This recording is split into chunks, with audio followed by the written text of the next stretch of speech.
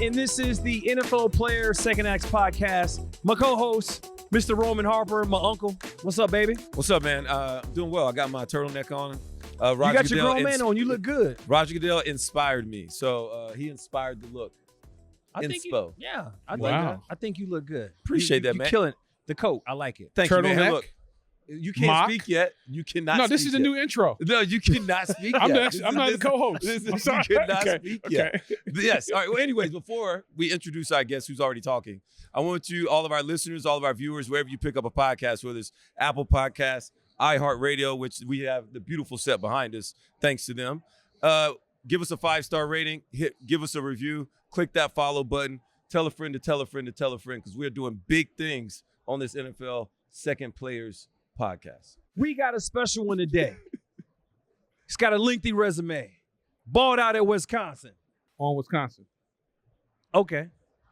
Executive Vice President of Football Operations, ladies and gentlemen, Troy Vincent.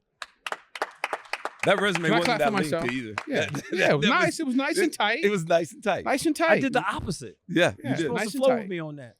I didn't know where that was going. I know. You're not supposed to know. No. So, Troy, check it. I'm going to ask you a question about the Hall of Fame. I want to hear your thoughts. So, we have Dwight Freeney, Randy Gradisher, Devin Hester, Andre Johnson, Steve McMichael, Julius Peppers, and Patrick Willis. Who is the guy that you are particularly happy for that got into this year's draft class? For all, it's the highest honor in our profession at this level. To make it through that committee, people have been waiting for a long time, but all of the individuals that are now going to have their bus in Canton, it's deserving. Yeah. Devin is someone that was really, really special.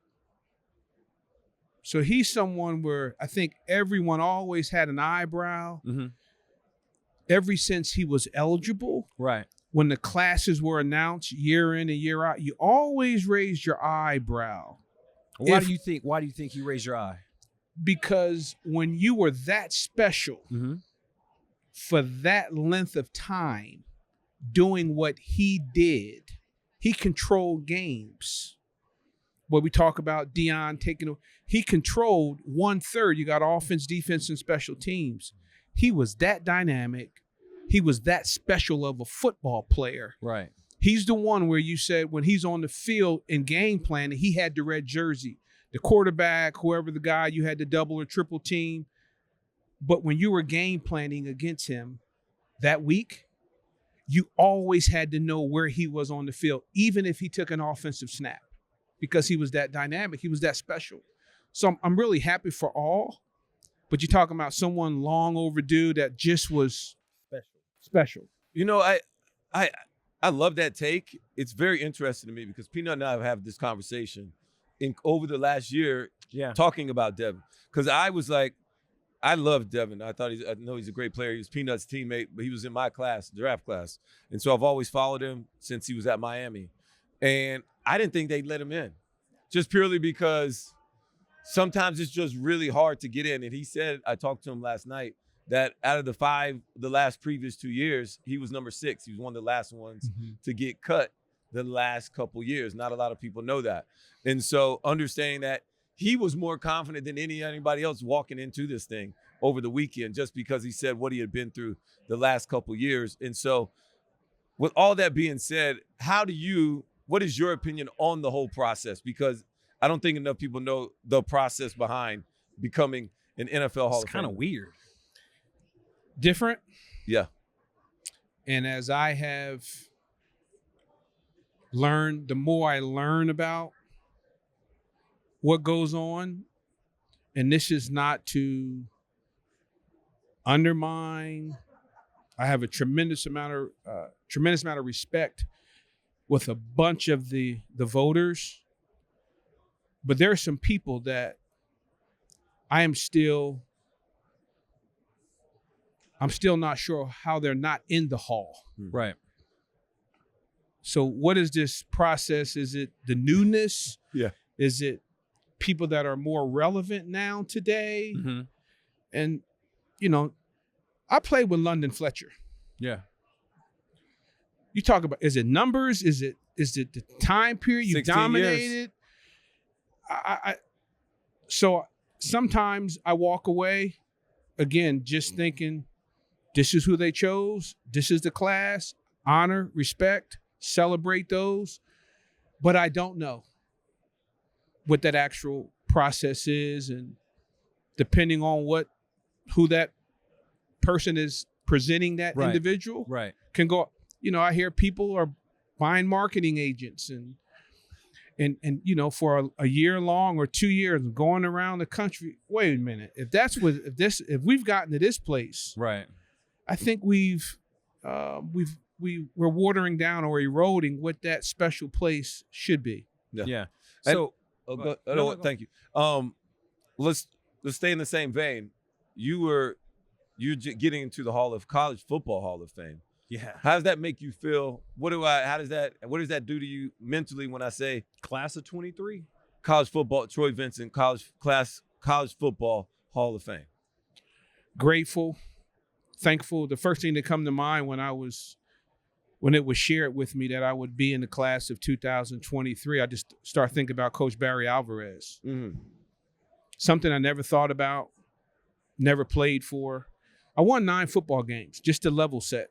I won 9 football games in 4 years. And like, I'm going to repeat that. I was 1-10, 2-9, 1-10, and 5-6. You sound about like my record. I won 6 games in college, all 4 years. Yeah. So we were at the bottom, and I was just holding on. You don't have a lot to play for when you're not scoring points and you're getting beat by 50 points and 40 points. So you're just trying to keep it together, right? Go to class and just show up. So to be considered, I'm just thankful. Yeah. Because it wasn't me. There was a lot of individuals. Paul Jett, who I have not talked to since I left college. He was my position coach. But I just think about Coach Alvarez and what he instilled in myself and the things that he taught me about being a good teammate and how to be a good pro. So with your title and your role, we wrap up the 2023 season. We're finna start Super Bowl 58. How would you assess the play this past season? Ever evolving. The play on the field. So when I think about when I watch the game from a different point of view today, I'm not watching the game. I'm watching things that take place in the game. So you're not watching like a player, like when we watch game film or just the play. I'm looking at splits. I'm looking at the motions. You don't do that now. Those days are long. Those days they've been gone almost a decade now. Okay. I'm looking at play clock, game clock, officials in the right place, the operations. I'm looking at the whole what's going on, TV breaks. You know, I'm looking at are the mechanics going to be right? Really the efficiency and the administration of the game. Okay. And then while watching, there are things that I'm looking for that is a priority of the membership and the competition committee. Example, hip drop tackle, split flow block, defenseless player hits, use of helmet hits. I'm charting those things to see where they show up, illegal blocks, thinking of things that we still need to clean up and continue to educate, the player, the coach, and the general fan base. So this year they've had the most sacks, I think, recorded. I think you stated like that. So with that being said, where do you think the game is going? So this is, and I've said this multiple times for probably the last 8 years. There's one position that has not evolved in our game. The linemen. The offensive linemen have not evolved the way the game has evolved. What does that mean? If anybody just looked at the Pro Bowlers, I'm just using them as an example. Yeah. Those guys look like forwards, basketball forwards. When you look at the Watts and you look at the defensive ends, I'm just using him as an example. They're just tremendous athletes physically, playing against guys that just hasn't evolved. These guys they sprinting. I mean, they're coming off of this ball. 2 seconds, the ball has to be gone in the gun. And when you watch, so that's why you see there's 2 areas. That offensive holding is one that we say, what areas there's an offensive hold on every snap in the National Football League. Yeah. So I say that part of the game has to evolve. Better coaching. And it may be time to start looking for a different composite of an athlete to block that individual that's on the edge. I mean, you just think about the guys that were up for the defensive MVP. Them edge rushers. It's real. Yeah. I think that's so cool because that's something I never thought about. And then coming from a defensive perspective, you see less and less heavy blitzing teams competing for championships. They have front 4 rushers and just let them boys go hunt. When they can get after you with 4. Yeah. And then if you put a 3 or 2 technique in there that can actually rush the passer, right, you got problems. And you see it every Sunday, every Monday, and every Thursday. It is a complete mismatch. Yeah. So everyone's talking about the tackle at KC. Getting off and jumping. Well, he leads the league in penalties, unfortunately, and he's already cheating back too. He's barely head crossing. That is the one. So when I look at the game, turning white, he's scared. We can finally say that the dual threat quarterback has arrived. Yeah. We don't have to call him out. He's not an anomaly anymore. The dual black quarterback, if you don't have a dual threat quarterback, you can't compete. Yes. Yeah. Those defensive ends, those linebackers, they're too good. So the dual threat quarterback has arrived. We've seen more quarterback sneaks, more designed quarterback runs than we've seen in the history of our game. So a couple of buddies and we all get together sometimes and we always talk. Here we go. Well, we just talk about the rules and how things get implemented. So I know that Wimbledon, I think golf, they do it as well. They have like a chip in the ball to where they know if it hits slightly over, it can mark it and let you know if it's out of bounds, inbounds. There's a lot of talk about, did he get the first down? Did he not get the first down? Human error. Did he stretch? Did it quite make it? Different angles of the camera view. Is there a way, or have you thought about the technology? I think it's called a Hawkeye system, that there could be some form of a chip or something in the ball to let you know if it physically went 10 yards or if it went 9.5. So that currently exists today. Next Gen Stats was everyone has a chip. The ball has a chip. We're really close to that being implemented to measure, was it a first down, the yard to gain. We've had some proof of concepts the last 3 years in preseason. The punt, the ball going out of bounds. Yeah. We wanted to make sure it was accurate. So the latency on that. The challenge that we have with line the game is sometimes you got a pile. Right. Where did his body part, did his knee, did his elbow hit? Because the ball may be one place, but the ball comes back to where the body part landed. So we talked through it. There is technology. Our team, Kimberly Fields, Future Football, Andre Perez, RJ Page, they are looking at optical tracking and the advancement of how can we better use technology that we see in other sports to advance our game. Now, I do believe the traditionalist loves the like there's some drama. Love it. Did he get it? Man, he looked like he's short. The spot. Yeah. So there's some of that you want to keep. Right. And then there's times where it's like, man, that's clear and obvious. Let's keep this thing moving. That's the first down. Or he's short. So that is coming. We just want to make sure that it's accurate and we can do a proper reading efficiently. All right. First of all, great question, Peanut. Yes. We say that all week because I thought it was a great idea. I never actually thought about that. And I'm even more shocked that you guys have already been implementing that. Yes. And are getting closer and closer to when we want to roll this thing out. Talking about other parts of technology in sports and what we're doing with our teams. I want to know your opinion on, so what is too much technology access and what is about the right amount? Because some teams are going to be naturally better at it than others. But for you, like all the tablets on the sidelines, like what is the right amount of technology or with the advancements that we're getting right now? So what you hear, I would consider myself a traditionalist. Put the work in during the week.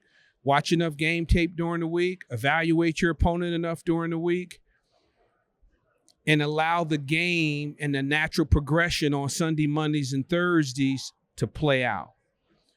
With AI, the machine learning, there's the membership. Right. When I say the membership has not been ready to move forward with video on the sidelines. We do it in preseason. Yeah. They're still going to Just the pictures. It's just the pictures. But you'll hear the coach say, I want the coach and the player to make that adjustment and not allow technology to give him an advancement on game day because he didn't prep properly during the week. Right. Yeah. That's real. And I think we all appreciate that. Don't allow technology to supplement what somebody's not doing during the week. Right. Mm-hmm. But there is a place that we believe, at least video on the sidelines, video in the coaching booth. You know, we still got printers. Come on, fellas. Come on. We still printing on the sidelines. I had plenty of coaches where it's like they didn't like the pad when they rolled out the paper. iPads. Yeah, they were so used to the paper. Get that out of here. Get that out of my face. But they go back. Yeah. They're doing this in high school. So even the advancement let's think about this. Right now, you only got 2 people with the green dot that you can communicate to, that coach the player. What if we gave 2 or 3 other players the same rather than 1? The challenge with that is typically offenses advance because defenses can't get lined up. Right. Now, if the defense can get lined up properly. If we had 3 people getting the signal or getting the call, communication be immaculate. I think we'll see impact in scoring. I mean, just think about the number of touchdowns that we've seen on blown coverages. Yeah. Just because people just can't get lined up. So think about coach to player, official to official, the video on the sideline. What we have to safeguard against in this world of legalized gambling, and is my primary responsibility, is not introducing things to the game that may put any doubt that the games are not properly ran. Fixed is a term that people use. Today, we don't have that challenge because any technology is NFL technology. Right. So the tablets on the sidelines, we control that. We manage it. The coach to player, coach the official to official, that's all ran. It's not ran by a third party. It's us. So we need to safeguard it, but we do believe it can advance the game. We're looking at optical tracking for the officials, for watches. Okay. Game clock ball when the ball snapped. So you always hear that, hey, was the ball snapped at the right time? So we're looking at some optical tracking, watch, and shades to help, or glasses to help the officials as well, to assist the officials. Right with the shades, Look, Troy, I know I don't have a vote, but I'm down with just the pictures. Like, don't give them the video. I'm with you. See, but I would tell you, but because you gotta, it's people that don't know what it is you have a pre-snap shot, and then you have a post-snap shot of like the first 2 seconds. But you have to go over there to the sideline, and the coach is like, "What did he run?" And you got to draw the route. That's right. Instead of seeing it all, so you got to do the work, and you got to see it. You got to know what you saw on the jumbotron. Yeah, and you hear the coach, Coach Belichick, Mike T. These guys are adamant about the flow of the game and you making real-time in-game adjustments. Yes. Like they will get up on that floor and just say, I'm not looking for technology to help this coach out on whose formations, so on and so forth. They need to do that on that sheet of paper with that Sharpie on that bench in between this timeout. So it's real. That is real. Yeah. That's when you've been through it. Yeah. I like that. So I see you sporting your Man of the Year sweater. Last night in honors, they named the 2023 Man of the Year, Cam Hayward. And what did you think about his speech? First off, let me ask, did you get a chance to see or hear a speech? No. Okay. I didn't go to honors. Okay.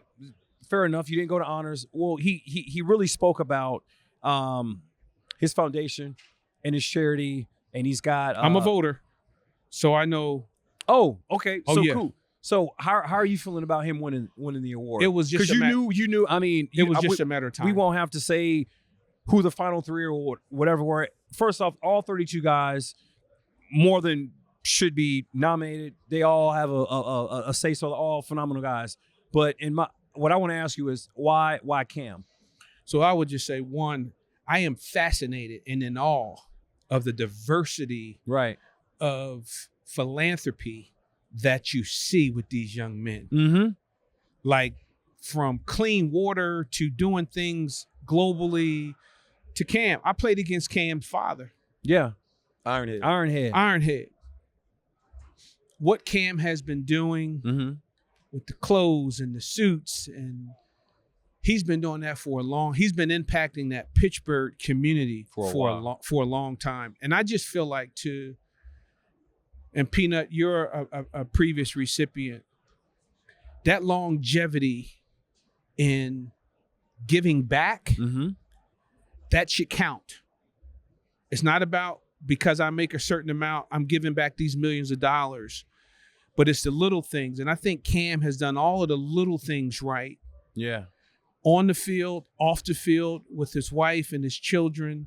He's truly impacted that Pittsburgh region. He was more than worthy of being acknowledged as this year's Walter Payton Man of the Year.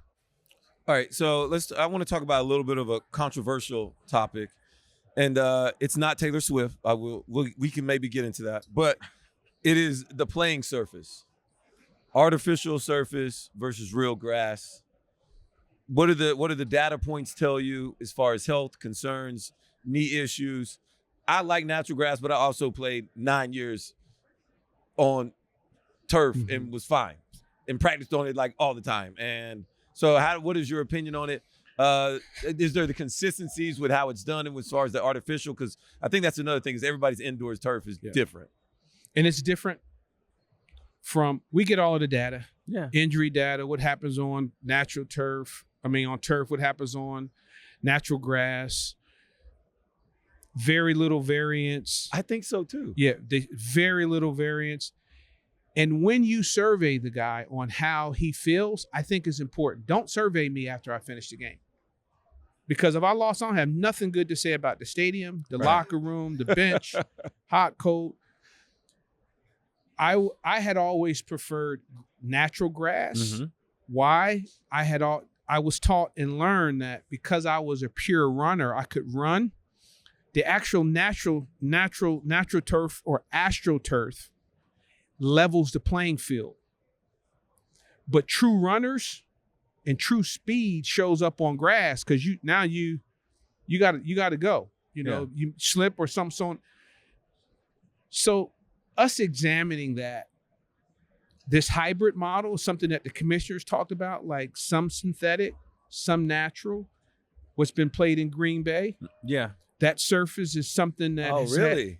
So it's a blend, it's a hybrid that has, when you look at injury data from a club standpoint or stadium standpoint, one of the lower players really like playing on it because it gives you a little bit of both. How long has that been out? Been there for quite some time. I think they've been playing a hybrid model at least a minimum of 5, maybe 5 or more years. Okay. If I'm not mistaken, but I wonder if they got to wear the 7 studs in there because I know Chicago's grass. So Chicago was historic. We were known for having like really bad grass. Yeah. And I was a 7 stud guy because I just knew the field was going to be trash.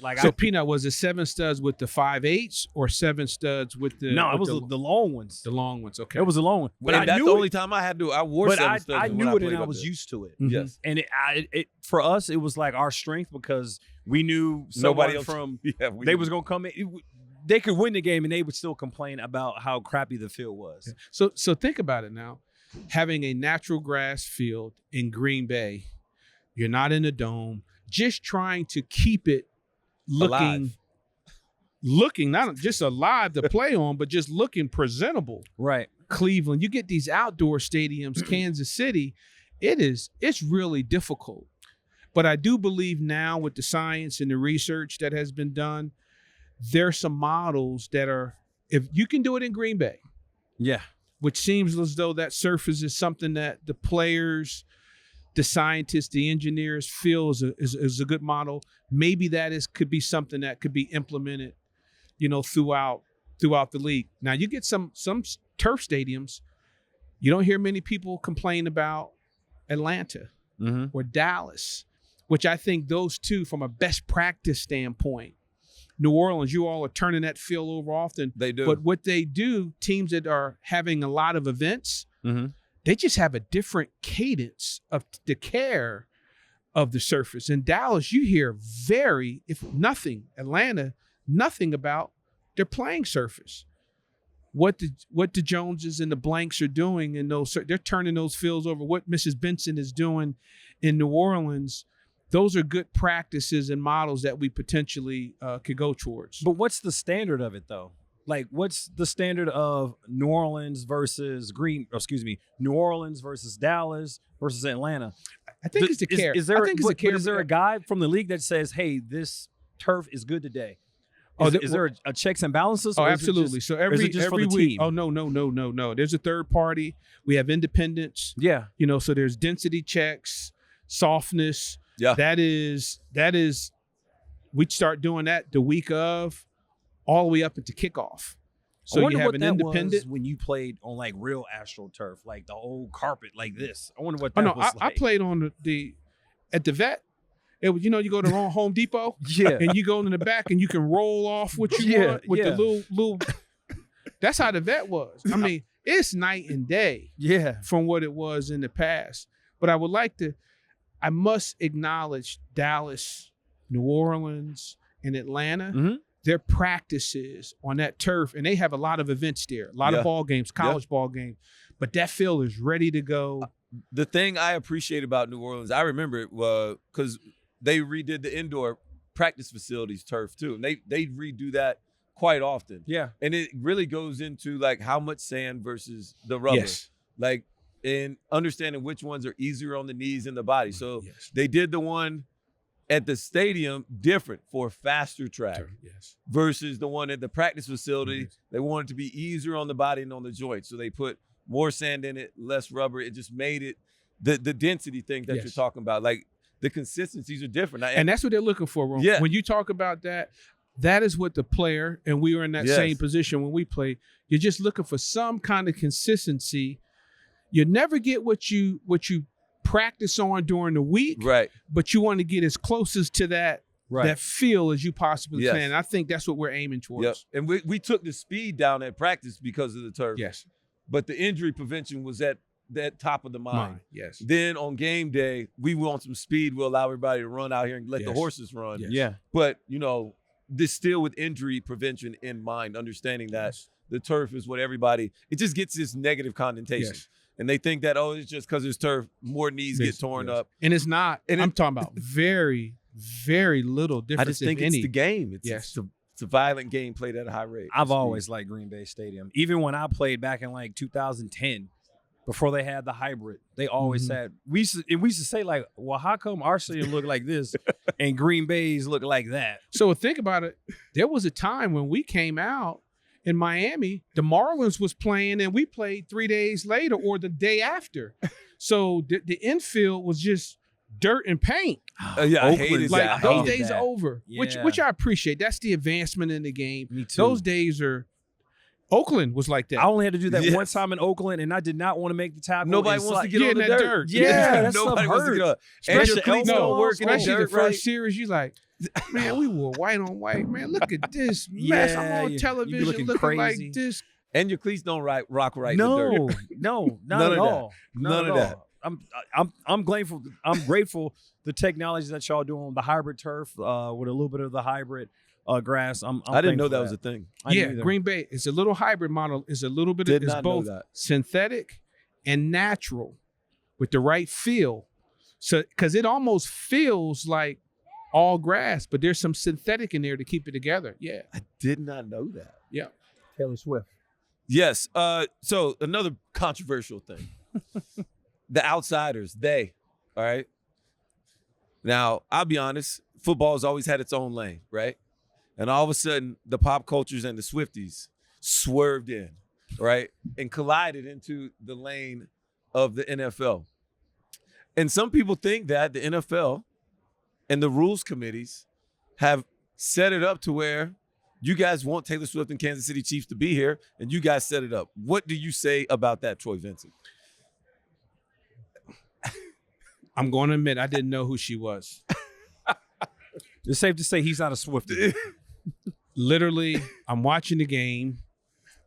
They're about to kick off, and I keep in my mind, I'm looking over at Coach Fuel saying, why do they keep panning in the box?